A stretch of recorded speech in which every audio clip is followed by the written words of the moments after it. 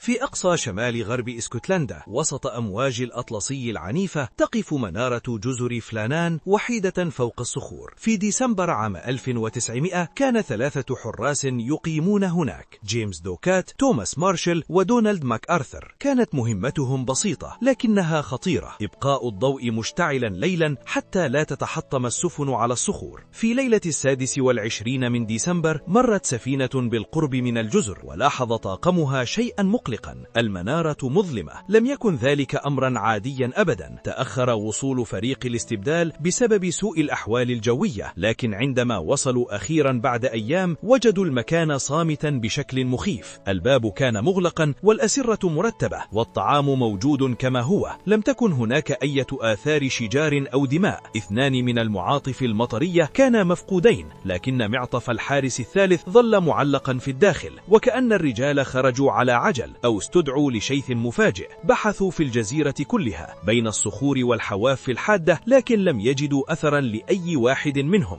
التحقيق الرسمي قال إن موجة هائلة ربما ضربت الصخور فجرفتهم إلى البحر أثناء محاولتهم تأمين المعدات، لكن الغموض بقي قائما. لماذا يخرج ال3 معا ويترك أحدهم معطفه في هذا البرد القارس؟ ولماذا لم يعثر على جثثهم أبدا؟ مرت السنوات وبقيت المنارة تعمل من جديد، لكن قصة الحراس ال3 ظلت واحدة من أكثر ألغاز البحر رعبا وغموضا.